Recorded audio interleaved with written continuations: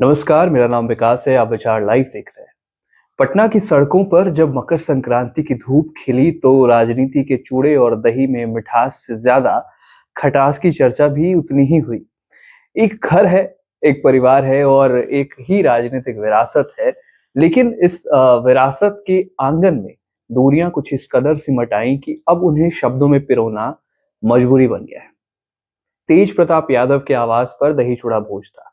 पिता लालू प्रसाद यादव पहुंचे, आशीर्वाद का हाथ भी उठाया, लेकिन सबकी नजरें उस एक चेहरे को ढूंढ रही थी जो वहां मौजूद नहीं थे। तेजस्वी यादव। छोटे भाई का बड़े भाई के दरवाजे तक न पहुंचना पारिवारिक मसला तो है ही, बहुत लंबे समय से परेशानियां चल रही है। लेकिन जब बात बिहार की हो तो तेज प्रताप यादव जब मीडिया के सामने होते हैं, सवाल पूछे जाते हैं कि भाई क्यों नहीं आए, चेहरे पर मुस्कुराहट होती है, टीस भी छिपी होती है और वो कहते हैं कि मैंने न्योता दिया था, अभी 9 बजे तक उनका इंतजार करूंगा। लेकिन तेजस्वी यादव दिखे नहीं। और सवाल जब गहराता है तो तेज प्रताप यादव एक शब्द का इस्तेमाल करते हैं, जयचंद। वे कहते हैं कि शायद तेजस्वी यादव को जयचंदों ने घेर रखा है और उन्हीं के प्रभाव में आकर वे बड़े भाई के घर नहीं पहुंचे। देखिए, ये जयचंद शब्द जो है ये छोटा जरूर है, लेकिन जिस तरीके की कहानी अभी राष्ट्रीय जनता दल को लेकर चल रही है, इस शब्द के भी बड़े कड़े मायने हैं। इतिहास में जयचंद को गद्दारी और अपनों को धोखा देने का प्रतीक माना गया है। तेज प्रताप का ये कहना है कि तेजस्वी के इर्द गिर्द ऐसे लोग जमा हो गए हैं जो इन्हें गुमराह कर रहे हैं। सीधे तौर पर उस घेराबंदी की ओर इशारा करता है जो शायद राष्ट्रीय जनता दल के भीतर चल रही है। देखिए, बात सिर्फ तेजस्वी यादव के न आने की भी नहीं थी, बात राजनीति की महत्वाकांक्षाओं की भी हुई। सवाल पूछे गए और जवाब जुबान पर थे। जब उनसे अ, वेस्ट बंगाल इलेक्शन, पश्चिम बंगाल के इलेक्शन को लेकर ममता बनर्जी के खिलाफ चुनाव लड़ने या गठबंधन की बात पूछी गई, तो उन्होंने ममता जी को भी उस जयचंद के गिरोह का हिस्सा बता दिया। तेज प्रताप यादव कहते हैं कि जीत और हार तो लगी रहती है, उनके पिता भी हारे हैं, लेकिन जीत और हार से परे जो महत्वपूर्ण होता है वो ये होता है कि आप अपनी जिम्मेदारी कैसे निभाते हैं। तेज प्रताप यादव ने कुर्सी और जिम्मेदारी के मान सम्मान की बात की। उन्होंने स्पष्ट कहा कि अगर उन्हें जिम्मेदारी मिलेगी तो तेज प्रताप यादव उसे बखूबी निभाएंगे।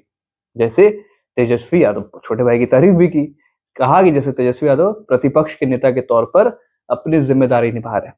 और ये बयान देखिए बताता है कि अभी भी तेज प्रताप यादव न सिर्फ बड़े भाई की भूमिका में संतुष्ट सिर्फ नहीं होना चाहते, बल्कि वो अपने राजनीतिक पटल पर अपनी जगह मांग रहे हैं और जहां ये ऐसी जगह है जहां वो बड़े फैसले ले सकते हैं। मगर मकर संक्रांति का ये जो त्योहार बिहार ने इस बार देखा है, ये खास रहा है। और एक दरार जो थी उसको भरने की भी कोशिश की गई। एक दीवार जो थी उस पर दरार भी आई है, जो एक राजनीतिक दीवार पक्ष और विपक्ष की होती है उस पर तेज प्रताप यादव ने दरार डाली है। हर तरह के जो राजनेता हैं वो पहुंचे तेज प्रताप यादव के यहाँ। दिलीप जायसवाल को भी उन्होंने न्योता भेजा था, विजय सिन्हा पहुंचे, लालू प्रसाद यादव खुद पहुंचे, आरिफ मोहम्मद खान पहुंचे।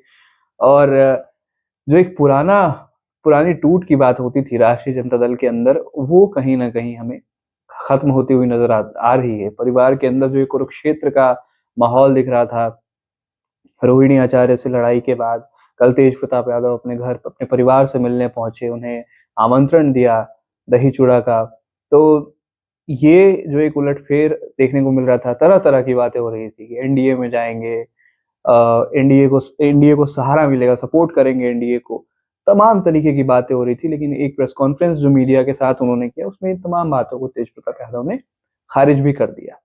मीडिया को भी एक ट्रीट देते हुए उन्होंने कहा कि आपको यहाँ पे खबरें और खाना लगातार मिलता रहेगा। ये तमाम तरीके की बातें कह रहे थे तेज प्रताप यादव।